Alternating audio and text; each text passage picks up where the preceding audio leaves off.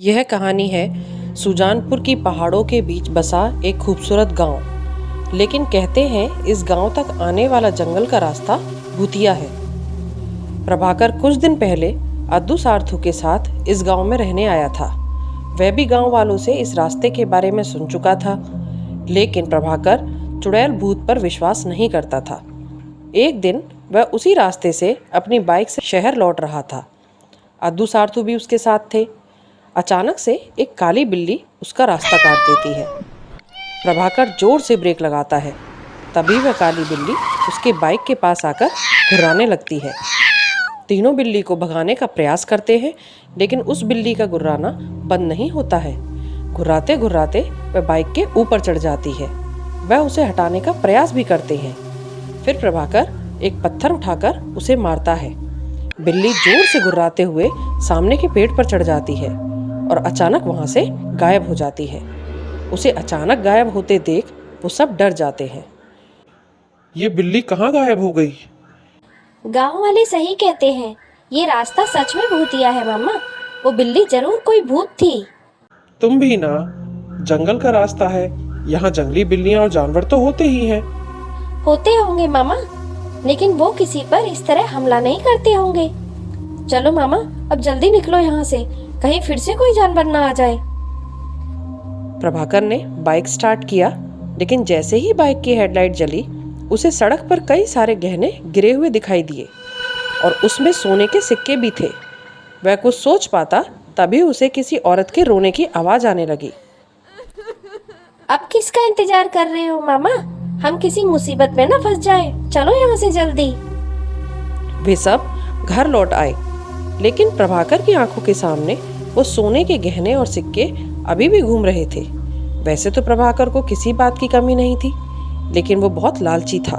वो उन गहनों को किसी तरह हासिल करना चाहता था।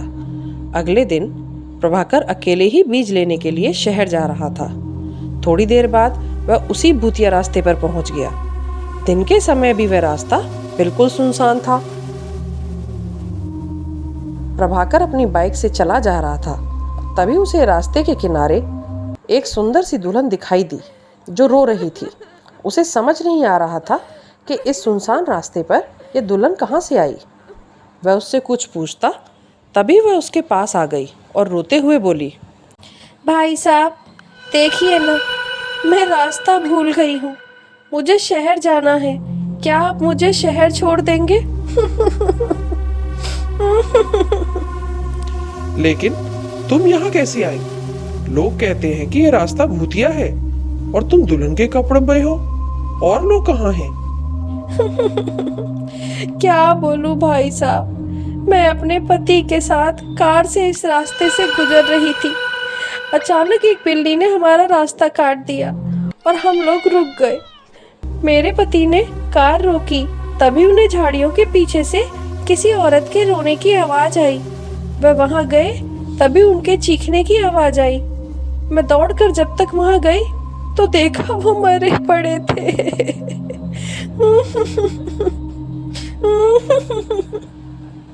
अरे रो नहीं, तुम्हारे पति मर गए? हाँ, वो मर गए। उनकी लाश झाड़ियों के पीछे पड़ी है। आप प्लीज मेरी मदद करिए और मुझे शहर तक छोड़ दीजिए। बदले में मैं आपको ये सारे सोने के गहने दे दूंगी और मेरे पास कुछ सोने के सिक्के भी हैं, वो भी दे दूंगी। सोने की बात सुनकर प्रभाकर के कान खड़े हो गए। वो इसी की तलाश में आया ही था। उसने उन सिक्कों को अपने हाथों में ले लिया, लेकिन जैसे ही उसने अपने हाथों में लिया, वह लड़की अब दुल्हन से चुड़ैल में बदल गई और जोर जोर से हंसने लगी।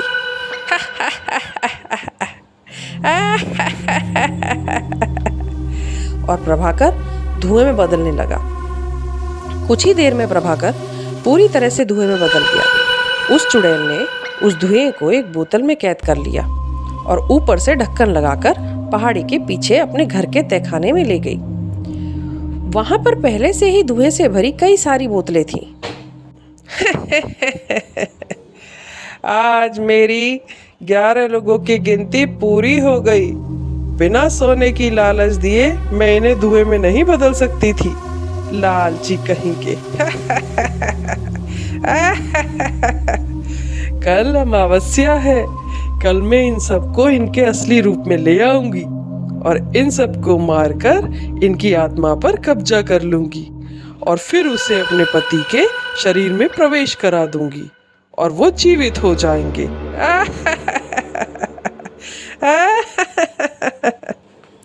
दूसरी ओर रात काफी हो गई थी। प्रभाकर के घर नहीं पहुंचने पर अद्दू सार्थू को चिंता होने लगी। पूरी रात उन्होंने प्रभाकर का रास्ता देखा, लेकिन वो नहीं आया। उन्हें समझ नहीं आ रहा था कि वह कहाँ चला गया। तभी उसने देखा कि गांव के मुखिया जी गांव के कुछ लोगों के साथ वहां से गुजर रहे थे। वो उनके पास गए और सारी बात बताई। बेटी, सच सच बताना, तुम लोग हाल ही में भूतिया रास्ते पर तो नहीं गए थे? जी गए तो थे, लेकिन उससे हमारे मामा का ना लौटने का क्या संबंध है? कितनी बार कहा है उस रास्ते का इस्तेमाल मत करो, लेकिन पता नहीं लोगों को मेरी बात समझ क्यों नहीं आती। आखिर आप सभी को वहाँ से जाने में मना क्यों करते हो? क्या राज है उस रास्ते का? बेटी, कुछ साल पहले एक नई शादीशुदा जोड़ा इस रास्ते से गुजर रहा था। तभी गांव के ही कुछ बदमाश लोगों की नजर उन पर गई। उस दुल्हन के गहने देखकर उनके मन में लालच आ गया। उन्होंने उन गहनों की लालच में दोनों को मार दिया और मरते ही वह लड़की चुड़ैल बन गई। उस दिन से जो भी उधर गया वह वापस नहीं लौटा। मैं वहाँ आज जाऊंगी और अपने मामा को वापस लेकर आऊंगी। वहां से कोई नहीं लौटता बेटी। वहां जाना जानबूझकर मौत को गले लगाना है। लेकिन अद्दू सार्थू ने उनकी एक न सुनी और मुखिया भी गांव के कुछ लोगों के साथ तांत्रिक को लेकर भूतिया सड़क वाले रास्ते पर पहुंचे। उनमें से कुछ लोगों ने अपने हाथ में मशाल भी ले रखी थी। जंगल के पास वाली पहाड़ी के पास से उन्हें मंत्र की आवाज सुनाई दी। वो सभी छिपकर देखने लगे। देखा कि वो चुड़ैल मंत्र पढ़ रही है। हे शैतानी ताकत, प्रकट हो। देख, मैंने तुझे खुश करने के लिए इन सारे जीवित लोगों को धुएं में बदल दिया है। कुछ घंटे बाद मैं इन्हें आजाद करूंगी और इन्हें एक एक करके मारूंगी। इनका खून तुझे पिलाऊंगी और फिर इनकी आत्मा पर कब्जा कर अपने पति को जीवित करूंगी। तभी तांत्रिक ने पत्थर खींचकर एक बोतल पर मारा। उसमें कैद एक आदमी बाहर निकला। चुड़ैल को इस बात का पता नहीं लगा, क्योंकि वो आंखें बंद करके मंत्र पढ़ रही थी। तभी मुखिया जी बोले, अरे ये तो भीमा है। इसके साथियों ने ही मिलकर इस बेचारी औरत और उसके पति की हत्या की थी और ये लोग तो उस घटना के बाद गांव से गायब ही हो गए थे। ये गायब नहीं हुए थे, ये चुड़ैल ने सबको कैद कर लिया था। इन्हीं की आत्मा से वो अपने पति को जिंदा करना चाहती थी।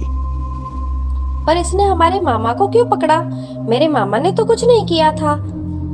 तुम्हारे मामा इन गुंडों की तरह लालची था। वो भी इसके गहने के चक्कर में आ गया। इसे अपनी सिद्धि को पाने के लिए 11 लालची लोग चाहिए थे। 10 तो ये थे ही, लेकिन 11 की गिनती पूरी नहीं हो रही थी। इसलिए उस दिन जब तुम और तुम्हारे मामा इस रास्ते से गुजर रहे थे, तभी इसने जान लिया कि तुम्हारे मामा को लालच में फंसाया जा सकता है। वो बातें कर ही रहे थे कि चुड़ैल अपनी आंखें खोल लेती है। अपने सामने फूटी बोतल देखकर गुस्से में भर गई। इतने में तांत्रिक ने कुछ मंत्र पढ़कर मशाल को उसके ऊपर फेंक दिया। वो जलने लगी। इसी बीच तांत्रिक ने सारी बोतल को पत्थर मार के फोड़ दिया और उसमें से कैद सभी लोग बाहर निकल गए। प्रभाकर भी उनमें से एक था। ये तूने ठीक नहीं किया तांत्रिक। इन लोगों ने मुझे और मेरे पति को मारा था। तुमने इन दुष्टों को आजाद करा दिया। इनकी गलती की सजा इन्हें जरूर मिलेगी, मैं इस बात का वादा करता हूँ। लेकिन तू जो कर रही थी, ये करके तू ईश्वर को चुनौती दे रही थी। एक बार जो मर गया उसे जीवित नहीं किया जा सकता। चुड़ैल जलकर राख हो गई। उसके बाद गांव वालों ने उन बदमाशों को पुलिस के हवाले कर दिया।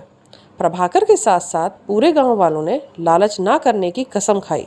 उस दिन के बाद से वो रास्ता भूतिया नहीं रहा और चुड़ैल की आत्मा मुक्त हो गई। तो कैसी लगी आज की कहानी? अच्छी लगी हो तो लाइक और सब्सक्राइब जरूर करना। मिलते हैं अगली कहानी में। तब तक के लिए बाय, टाटा।